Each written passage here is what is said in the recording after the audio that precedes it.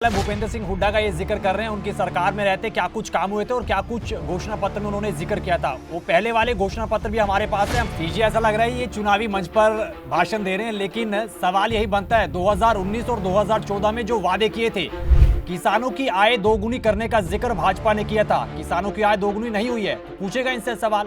बिल्कुल वो पूरी कर चुके हैं। बहुत जितना लाभ किसानों को भारतीय जनता पार्टी की सरकार में हुआ है, उतना लाभ आज तक के इतिहास में ना हो पाया है, ना आगे कोई पार्टी कर सकती है। यहाँ पर भाजपा आरोप लगाती हुई नजर आ रही है कि कांग्रेस ने अपने समय में 5-5 रुपए के चेक किसानों को राहत के तौर पर दिए थे, फसलों का मुआवजा दिया था।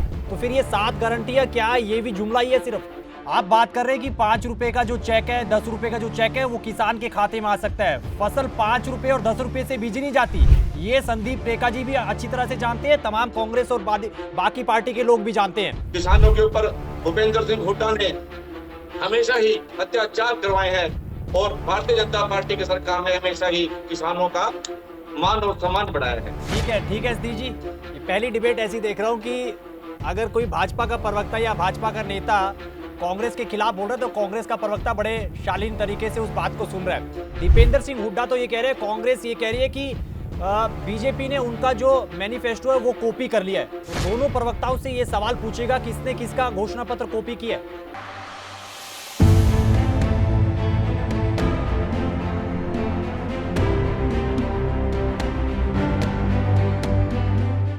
नमस्कार, पीटीसी न्यूज के तमाम डिजिटल प्लेटफॉर्म पर आप सभी का स्वागत। मैं हूं आपके साथ अतुल वर्मा, लेकर हाजिर हूं चुनावी स्पेशल मूड हरियाणा का।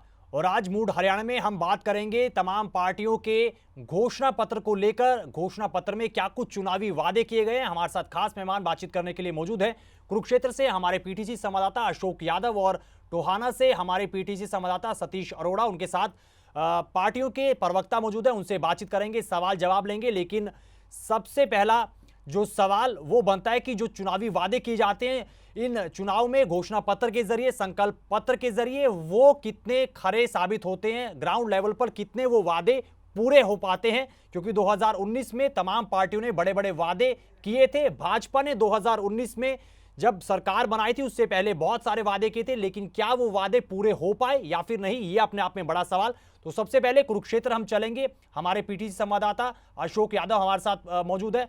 अशोक जी, आपके साथ कांग्रेस के संदीप टेका जी मौजूद है। उनसे पहला सवाल लेना चाहेंगे, पहली प्रतिक्रिया लेना चाहेंगे। जो कांग्रेस की 7 गारंटियां निकल कर आई हैं, उनका क्या कहना है इस 7 गारंटियों को लेके? क्या कुछ मायने हैं और क्या 7 गारंटियां वो पूरी होंगी? पूछेगा। देखिए, हमारे अतुल वर्मा जी ने आपसे सवाल पूछा है कि कांग्रेस पार्टी का जो घोषणा पत्र जारी हुआ है 7 वादे विकास के वादे, तो कांग्रेस का संकल्प पत्र जारी हुआ है, उसको लेकर क्या है? तो भूपेंद्र सिंह हुड्डा जी ने अपने चुनावी घोषणा पत्र में कांग्रेस के घोषणा पत्र के साथ कांग्रेस सरकार सत्ता में आने पर उनको मजबूरी बढ़ाने का काम, चाहे वो महिलाओं के सम्मान की बात है, तो 2,000 रुपए मासिक देने का वादा किया है, चाहे गैस सिलेंडर की बात है, चाहे फ्री बिजली देने की बात है। तो भूपेंद्र सिंह हुड्डा जी जो भी वादा करते हैं उसको मान लें। अतुल जी, इन्होंने बताया कि जो लगातार भूपेंद्र सिंह हुड्डा ने यानी कि कांग्रेस पार्टी ने घोषणा पत्र जारी किया है उनको पूरा करने की कोशिश करेंगे। तो कहीं ना कहीं वो वादे भी गिनवाए हैं कि गैस सिलेंडर को लेकर चाहे महिलाओं के सम्मान की बात हो या बुजुर्गों की बात हो या खिलाड़ियों की बात हो, उनको लेकर कांग्रेस पार्टी ने जो अपना संकल्प पत्र जारी किया है उसको पूरा करेंगे। और कह रहे हैं कि जब 2019 का घोषणा पत्र था उसकी तर्ज पर हालांकि 2024 के ये चुनाव चल रहे हैं, उसको पूरा करने का भूपेंद्र सिंह हुड्डा ने यानी कि कांग्रेस पार्टी ने पूरा करने का दमखम दिखाया है। ये अब देखने वाला वक्त बताएगा कि जब हरियाणा प्रदेश में चुनाव होंगे और सरकार किसकी बनती है और उन संकल्प पत्र को कितनी जल्दी से पूरा किया जाता है। क्योंकि हरियाणा के अंदर विधानसभा के चुनाव चल रहे हैं, रफ्तार पकड़ चुके हैं विधानसभा चुनाव, रैलियों के चुके हैं। तो इन घोषणा पत्र पर कितनी जल्दी काम होता है, क्योंकि घोषणा पत्र बड़ा होता है और जनता यानी कि जो प्रदेश की जनता होती है उस घोषणा पत्र को लेकर जुटती है, और क्योंकि वादे जो सरकार करती है वो कब वो वादे पूरे होंगे ये देखने वाला दिलचस्प रहेगा। अशोक जी, मैं आऊंगा, बहुत सारे सवाल है। भूपेंद्र सिंह हुड्डा का ये जिक्र कर रहे हैं, उनकी सरकार में रहते क्या कुछ काम हुए थे और क्या कुछ घोषणा पत्र में उन्होंने जिक्र किया था। वो पहले वाले घोषणा पत्र भी हमारे पास है, हम पूरा जो विश्लेषण है वो कर आए हैं। टोहाना चलेंगे। सतीश अरोड़ा हमारे साथ मौजूद है, हमारे पीटीसी संवाददाता, उनके साथ दो मेहमान बातचीत करने के लिए मौजूद हैं। सतीश जी, सबसे पहले तो बताइएगा, आपके साथ कौन सी पार्टी के प्रवक्ता और नेता मौजूद हैं बातचीत करने के लिए, और पहला सवाल, पहली प्रतिक्रिया उनसे यही लीजिएगा कि जो चुनावी घोषणा पत्र जारी हुए हैं, जो वादे किए गए हैं, कितने वादे पूरे किए जाएंगे, वो पूछेगा। हाँ, बताइए कि जो जी वादे किए गए हैं, क्या वो समय पर पूरे कर पाएंगे वादे? भारतीय जनता पार्टी परिवार में आपका हार्दिक स्वागत। सभी बंधुओं को मेरा नमस्कार। पहले तो मैं ये आपको बता दूं कि भारतीय जनता पार्टी कभी वादे नहीं, संकल्प करती है, संकल्प लेती है, गोल करती है और उसको संकल्प को पूरा करके दिखाने का काम करती है। हमारे जितने भी हमने आज तक वादे किए हैं, जितने भी आज तक हमने संकल्प लिए हैं, भारतीय जनता पार्टी के शीर्ष नेताओं ने वो उनको पूरा करने का काम किया है। जैसे धारा 376 हटाने का काम हो, राम मंदिर बनाने का काम हो, ओबीसी समाज को समान दाव देने का काम हो, जैसे कि हरियाणा में ओबीसी समाज के मुख्यमंत्री देकर के ओबीसी समाज के मान और सम्मान को बहुत ही बढ़ाने का काम किया, जिससे ओबीसी समाज में बड़ी खुशी की लहर है। और पहले इतिहास में पहली बार ऐसा हुआ है कि हमें लगता है कि हमें कोई मान सम्मान देने वाली पार्टी कोई हरियाणा व देश हित में कार्य करती है।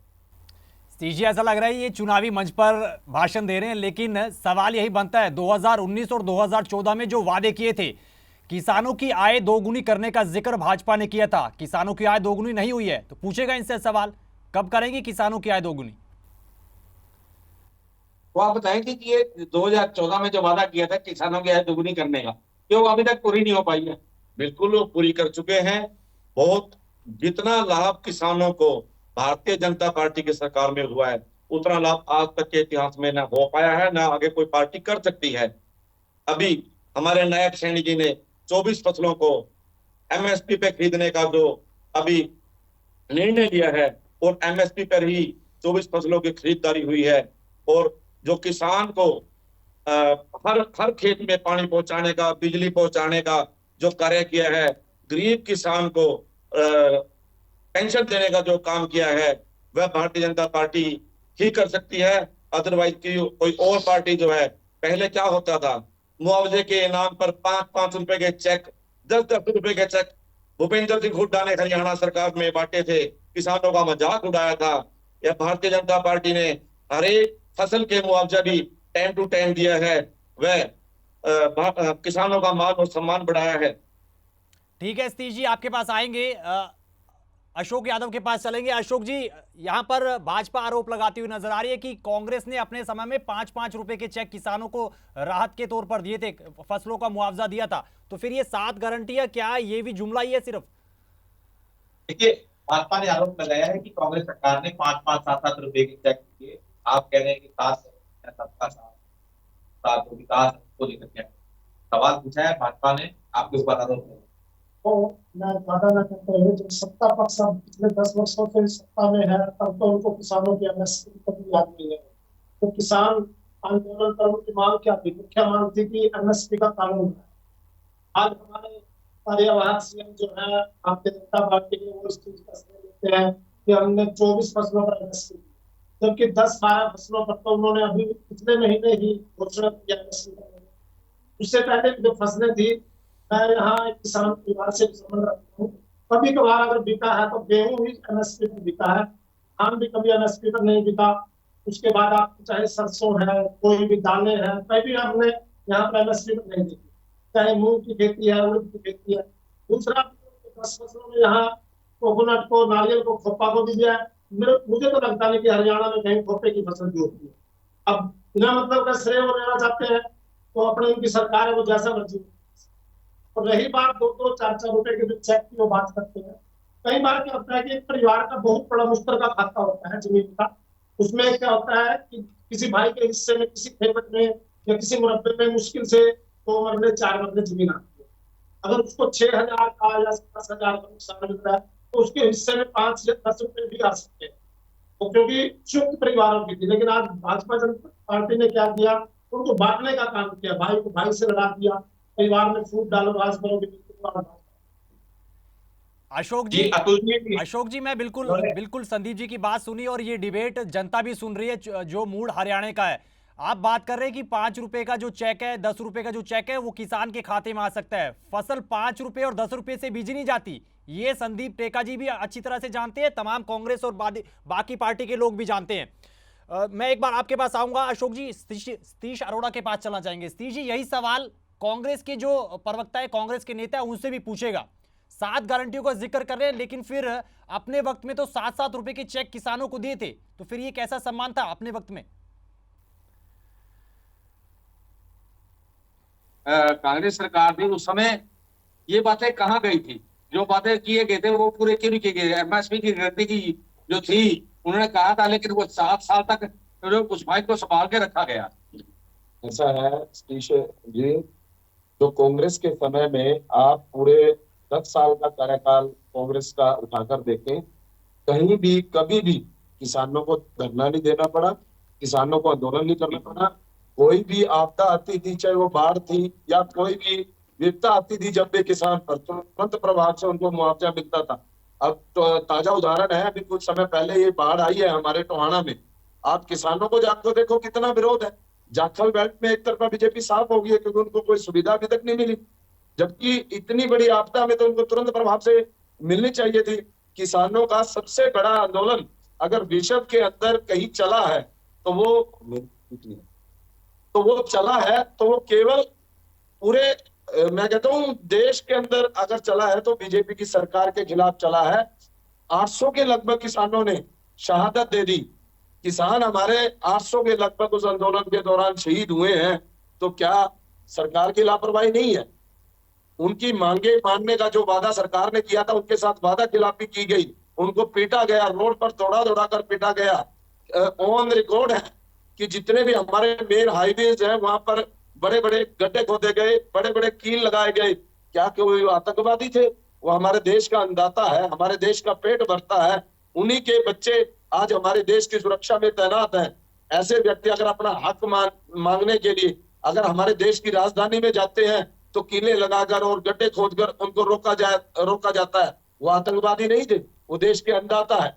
जितना अपमान देश के अन्नदाता का भाजपा सरकार में हुआ है उतना कभी नहीं हुआ। चौधरी भूपेंद्र सिंह हुड्डा जो पूर्व में मुख्यमंत्री रहे, 10 वर्षों में उनके समय में किसान खुशहाल था। एक नारा है कि हुड्डा तेरे राज में जीरी गई जहाज में, खट्टर तेरे राज में जीरी गई ब्याज में। भाजपा के प्रवक्ता है, उनसे प्रतिक्रिया ले लीजिए। सतीश जी, भाजपा के प्रवक्ता साथ ही बैठे हैं, उनसे प्रतिक्रिया भी ले लीजिए। आप बताए कि जैसे रामकुमार जी ने कहा है कि जीरी गई जहाज में और जीरी गई ब्याज में, तो इसका क्या आप कहना चाहेंगे? पहली बात तो मैं रामकुमार जी को ये बता देना चाहता हूं कि ऐसा कोई दिन नहीं था कांग्रेस के टाइम में कि किसान अपना धरना नहीं देते थे। किसान हर मंडी के टाइम पे मंडियों में खरीदारी नहीं होती थी, भ्रष्टाचार का बोलबाला था और कोई जीरी का रेट नहीं लगता था।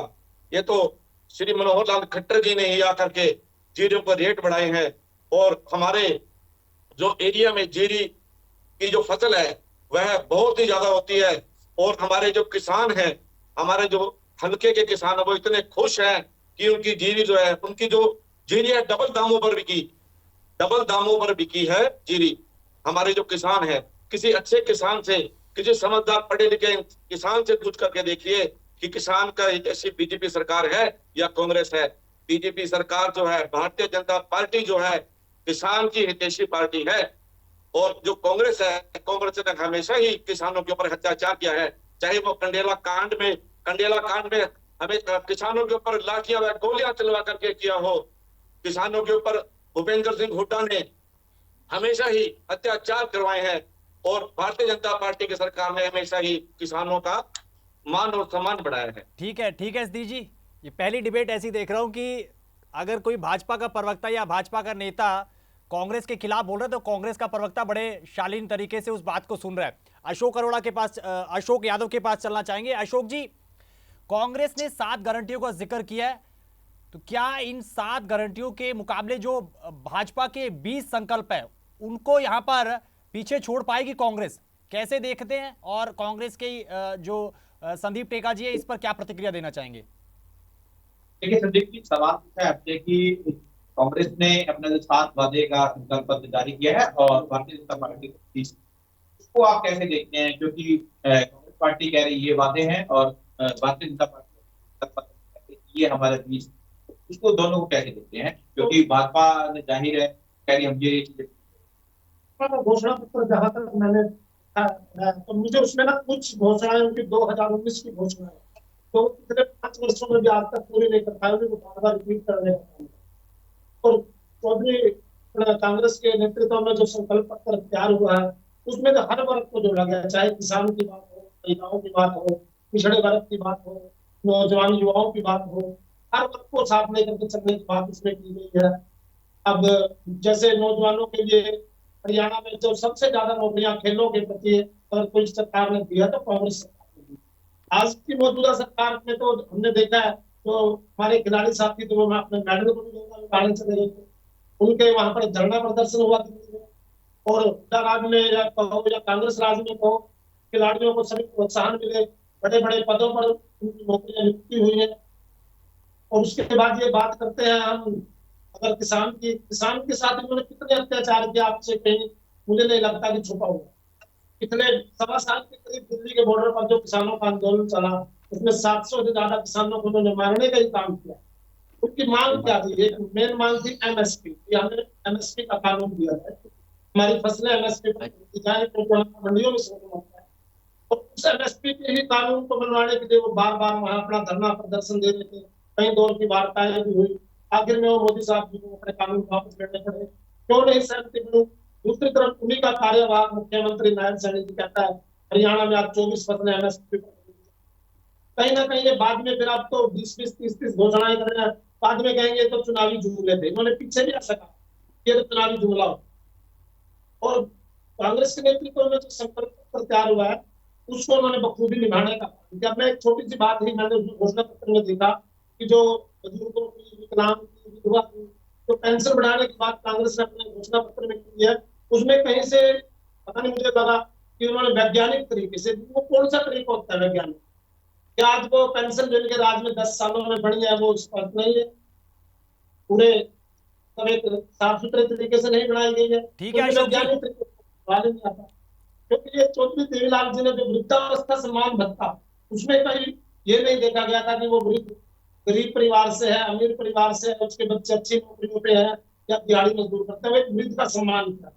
जो भी 60 साल से ऊपर वृद्ध होगा उसको पेंशन देने का काम भूपेंद्र सिंह हुड्डा जी ने पिछले भी अपने उसमें वादे में किया था। आगे उन्होंने कांग्रेस के घोषणा पत्र में 6,000 रुपए का वादा किया, तो 6,000 रुपए मासिक पेंशन बुजुर्गों को, विकलांग को या वृद्धावस्था को समान रूप से मिलेगा। तो जी इन्होंने कांग्रेस के घोषणा पत्र के बारे में बताया कि किस तरह से सम्मान मिलेगा, और बाकायदा इन्होंने बताया है कि किस तरह से जो एमएसपी की बात की है, एमएसपी की फसलें हरियाणा प्रदेश में किस रेट पर खरीदी जा रही है, और किसान आंदोलन का भी उन्होंने जिक्र किया है, किस तरह से लगातार किसानों के ऊपर लाठियां बरसाई गई और दिल्ली जाने के लिए किसानों को रोका गया और 700 से ज्यादा किसान इस किसान आंदोलन में शहीद हुए। तो इन तमाम मुद्दों को कांग्रेस के जो प्रवक्ता है उन्होंने बताया।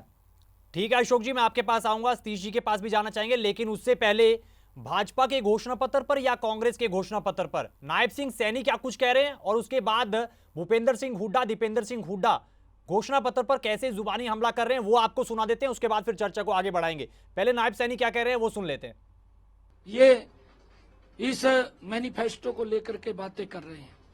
कांग्रेस की तीसरी जो सबसे बड़ी गारंटी को पूरे हरियाणा ने देखा है, किसानों की जमीन को छीन करके दामाद को खुश करने का काम वो यहाँ की कांग्रेस की सरकार ने अपने समय के अंदर किया है। क्या वो दौर फिर दोबारा वापस लाना चाहते हैं? कांग्रेस की गारंटी में नौकरी की बात करते हैं, लेकिन नौकरी तो छोड़िए, पूरे देश देख रहा है कि हिमाचल में इनके पास जो वहां पर कर्मचारी लगे हुए हैं उनको सैलरी देने के लिए बजट नहीं है, ये पूरा का पूरा वेतन नहीं है, देख रहा है। ऐसे में ये क्या नौकरी दे देंगे? एक बार वो यहाँ सुना पर देते जो हैं। इन्होंने एक झूठ का सगुफा छोड़ा है कि हम 2 लाख नौकरी देंगे। मैंने इस बात को लेकर के हुड्डा साहब से भी इस बात को पूछा था कि आप 10 वर्ष तक मुख्यमंत्री रहे, आपके किसी ने हाथ बांध दिए थे कि आपने नौकरी नहीं देना? आपको मालूम था कि यहाँ पर इतनी पोस्टें खाली हैं, आपने भरनी चाहिए थी। 2014 का ही घोषणा पत्र आज लिए लोग लिए घूम रहे हैं। ना 15 लाख आए, ना किसान की आमदनी दुगनी हुई, ना जवान को 1 रैंक 1 पेंशन मिला, अग्निवीर और मिल गई, ना डीजल पेट्रोल सस्ता हुआ, ना महंगाई कम हुई। तो 2014 का उनका घोषणा पत्र आज तक लोग लिए घूम रहे हैं। भाजपा के 24 का घोषणा पत्र कौन मानेगा? और उन्होंने घोषणा पत्र में कई ऐसी बातें कही हैं कि उन्होंने हमारी बात मान ली। 500 रुपये में गैस का सिलेंडर जो कांग्रेस के घोषणा पत्र में, उसको कॉपी कर लिया। अगर 500 रुपये गैस का सिलेंडर वो दे रहे हैं तो भाजपा वाले पहले कह रहे थे कि रेवड़ी बांट रही है कांग्रेस 500 रुपये में गैस सिलेंडर देके। तो अब यानी कि ठीक है, सतीश जी के पास चलना चाहेंगे। दीपेंद्र सिंह हुड्डा ने क्या कहा, नायब सिंह सैनी ने क्या कहा, आपको सुना दिया। सतीश जी, दीपेंद्र सिंह हुड्डा तो ये कह रहे हैं, कांग्रेस ये कह रही है कि बीजेपी ने उनका जो मैनिफेस्टो है वो कॉपी कर लिया है। तो दोनों प्रवक्ताओं से ये सवाल पूछेगा किसने किसका घोषणा पत्र कॉपी किया है? राघव जी, आप बताएं कि इनका आरोप है, आपका आरोप है कि कांग्रेस का जो घोषणा पत्र है वो चोरी किया गया जी। तो आप बताएं कि इस मामले में क्या है? बिल्कुल साफ है। कांग्रेस का घोषणा पत्र सबसे पहले किसी मंच के माध्यम से चौधरी भूपेंद्र सिंह हुड्डा और चौधरी उदयवान जी जो हमारे प्रदेश अध्यक्ष है, उन्होंने बोला था कि 500 रुपए का हम सिलेंडर देंगे, तो उसको कॉपी कर लिया।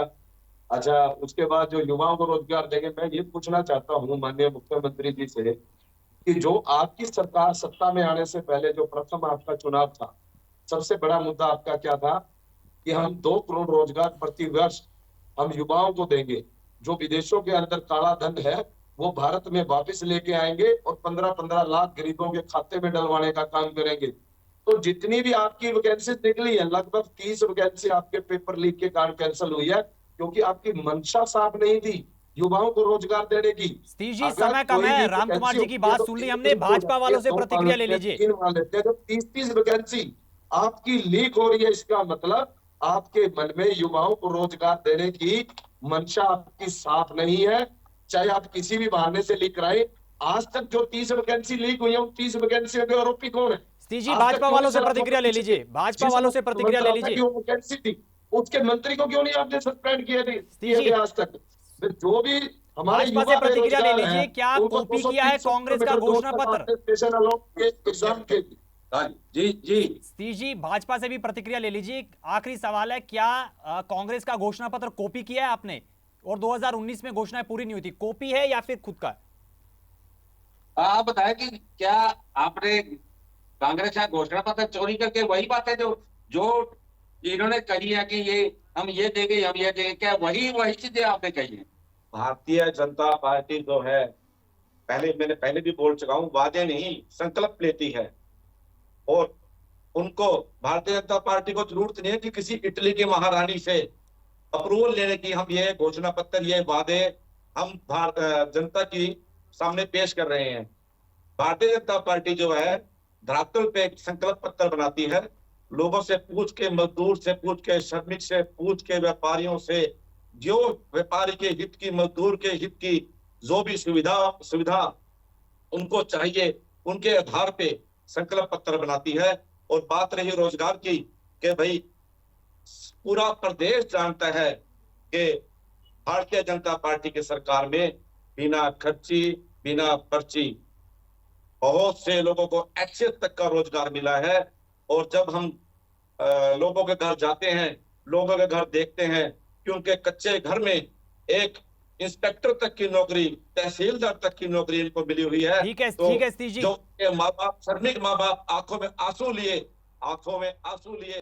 ठीक है सतीश जी, बहुत बहुत शुक्रिया आपका। तमाम जो कांग्रेस और भाजपा के प्रवक्ता नेता हमारे साथ जुड़े इस लाइव चर्चा में मूड हरियाणा में, उनका बहुत बहुत शुक्रिया। अशोक जी, आपका भी बहुत बहुत शुक्रिया। और हमारे साथ संदीप टेका जी, कांग्रेस के प्रवक्ता, कांग्रेस के नेता जुड़े, उनका भी बहुत बहुत शुक्रिया। तो सियासत पूरे चरम पर है और 5 तारीख को वोट डलेंगे, 8 को नतीजे आएंगे, लेकिन उससे पहले अब सियासत गरमाती हुई नजर आ रही है। सियासत चुनावी घोषणा पत्रों को लेकर चल रही है, जुबानी जंग और तेज हो चली है। ऐसे में अब जनता बताएगी कि कौन यहां पर वादे पूरे करेगा और सत्ता पर विराजमान कौन होगा।